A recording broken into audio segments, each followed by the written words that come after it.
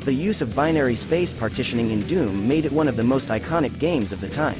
And if we look at the further evolution of id Software's engines, there was a mix of different technologies, where binary space partitioning remained an integral part of them for a long time. And since this is a tutorial on binary space partitioning, let's take a look at the benefits of this technique. First of all, BSP is used to render polygons in the desired order, namely from front to back or vice versa. Also with BSP we can detect collisions with level geometry, and we can also find line of sight between objects without using ray casting. And in our engine we will use all these features, and let's understand what exactly is the binary space partitioning. As in Doom we will be splitting 2D space, and let's consider some room of 6 segments. So, BSP implies that we need to build a binary tree whose nodes will contain segments, and these same segments will be the splitters of this space. And let's say for the root of the tree the splitter is segment A. This segment divides our room into 2 subspaces, and since we know its front side, we also know where we have front and back space. But note that segment D is also split into 2 segments, and this splitting allows us to create child nodes, where we recursively do the same actions to split the next subspace, and we do it with all segments, including new segments that are formed as a result of splits. And thus we get the so-called BSP tree, which we will build and apply in this video. So, in the previous video we learned how to define segments so that when we draw a level, we see only their front sides. And in this video we will create a binary space partitioning tree based on these segments. And for that create the following files. In the BSP folder we need the BSP builder and BSP traverser files, and also in the root of the project the utilities file.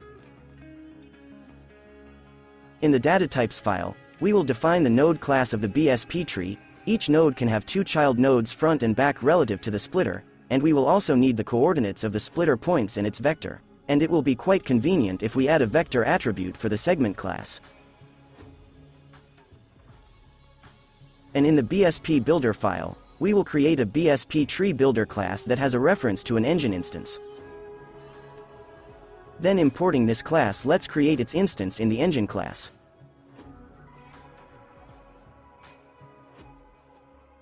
So we will create a BSP tree based on our raw segments. And now let's define the most important element for our engine. This is the root node. This node will contain references to all other nodes of our BSP tree. We will create the tree itself using 2 methods. These are build BSP tree and split space methods, and we will pass the current node and the list of segments to the input of these methods. So at the input of the build method we have root node and raw segments. Using split space method we will select a splitter and split the space, and at the output of this method we get 2 lists of segments for front and back spaces. And then we continue this process recursively until the segment lists are empty, and thus we build our BSP tree. And now we need to understand what exactly the split space method will represent.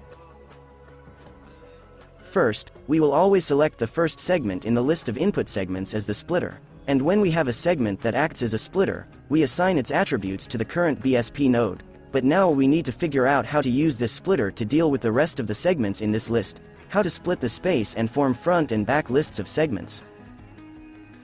So we've got the splitter, put it in the node, and now we have to iterate over the remaining segments to determine what to do with those segments in relation to the splitter.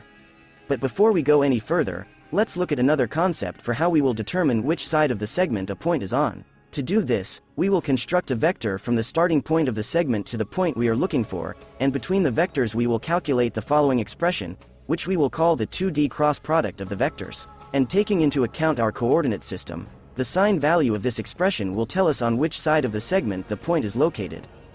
And let's return to our problem about a splitter and a segment, and if you are looking for a solution to it, I suggest you to pay attention to one remarkable approach published on Stack Overflow, which is based on cross-product of vectors. And I will leave the detailed proofs of this approach for your own study, but I will summarize what will be useful in our case.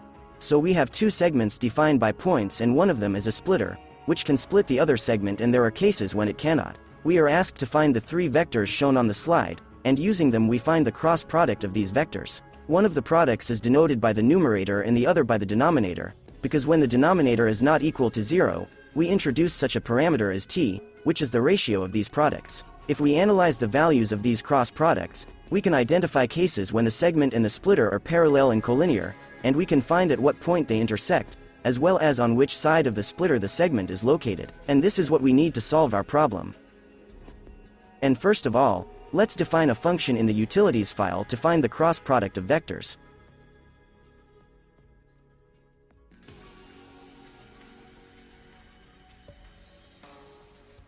And having imported this function, let's find the values of the so-called numerator and denominator similar to what was shown on the slide.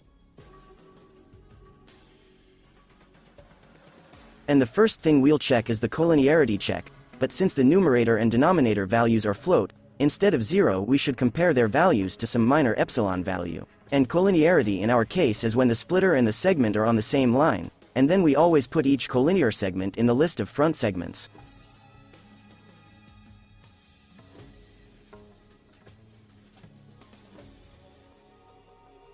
Now we consider the case when the splitter and the segment are not parallel, and if their ratio is between 0 and 1, we can find their intersection point. In this case our initial segment is split into two new segments.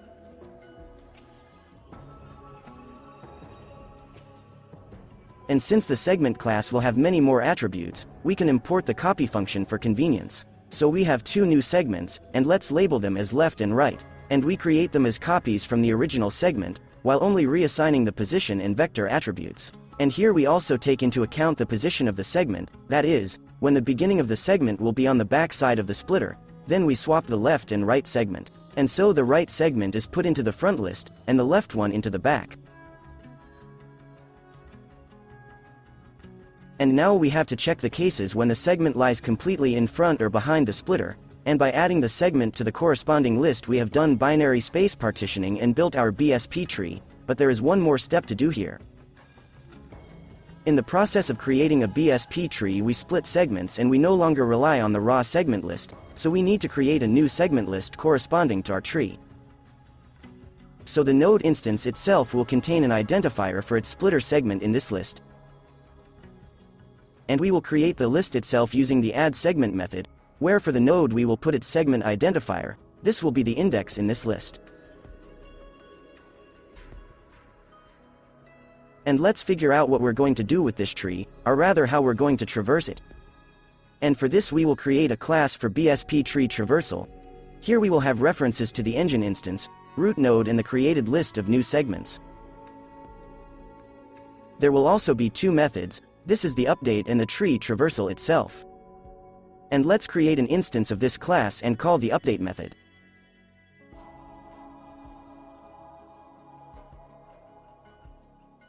So we will traverse the tree relative to our position inside the level, so let's set some camera position, and for visualization we will define a list of segments that we will draw according to the traversal.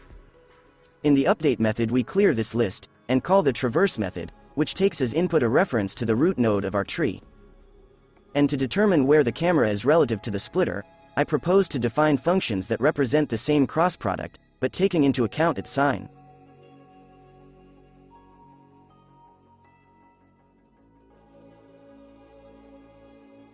So, we will traverse the tree recursively and taking into account which side of the splitter the camera is on, so we build a vector to the camera and use cross product, that is our function that takes into account the sign.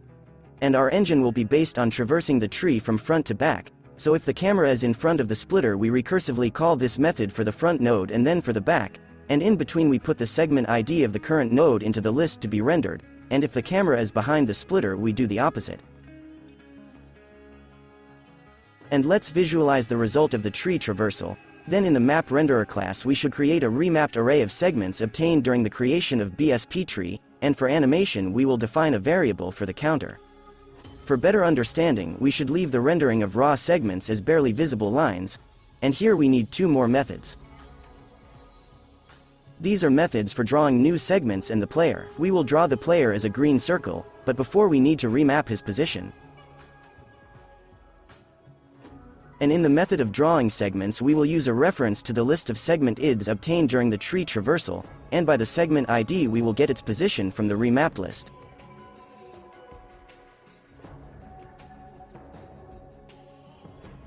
And if we look at the result, nothing has changed except the appeared position of the player. It says that the segments are set in such a way that no splitting happened, but let's change the order of the initial segments when building the level. And in that case, we can clearly see how some segments stand up as a splitter, and split other segments. And it's more interesting to look at our level if we add some more geometry. And here we should make an important point that the initial organization of the segments affects the number of splits, because we always choose the first segment as the splitter, and we will come back to this point. But now let's animate the traversal of our tree. To do this, we animate the drawing of the segments in the order they are added during the traversal of the BSP tree. And now we can make sure that this traversal is done from front to back relative to the position of the camera, and note that it doesn't matter where the camera is looking, and as I mentioned, our engine will be based entirely on this tree traversal. So we've done the binary space partitioning of our level, we've built a BSP tree and we're traversing it, but this tree itself is not very optimal to use, and that's what I want to point out now. In the BSP tree builder class, let's define attributes for determining the number of front and back nodes, as well as the number of splits that occurred during tree building. We will count the number of splits in the split space method, and the number of nodes will be counted accordingly during their creation in the tree builder method.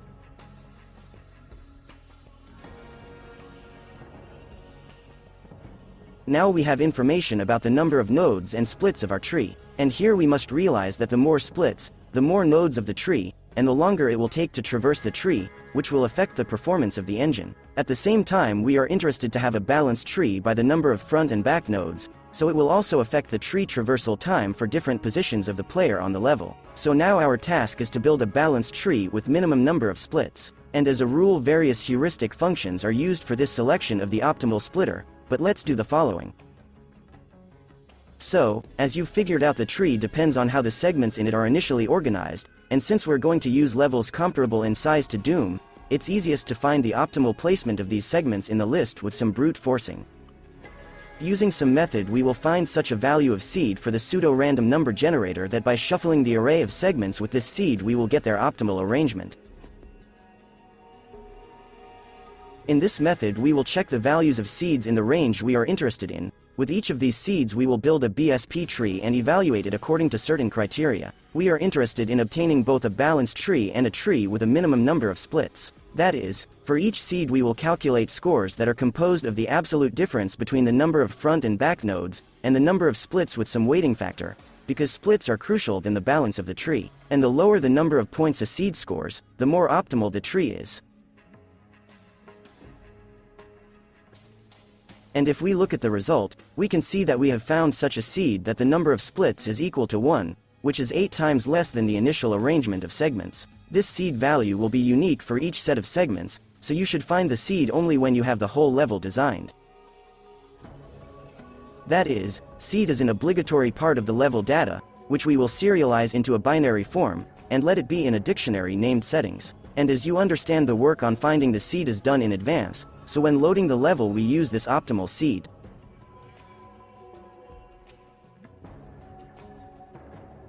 By the way, finding the seed is very easy to parallelize on modern hardware, so you can find the source code for the multiprocessor version of finding the best seed at the link to this video. And this will allow you to check millions of seed values in a few minutes for a number of segments commensurate with a typical Doom level. And I would also like to point out that using an optimal BSP tree has a big impact on performance, and can achieve almost twice as bad performance in the case of an unbalanced tree with many splits. And how we can use all the advantages of binary space partitioning and such a tree traversal as from front to back we will gradually find out in the next episodes.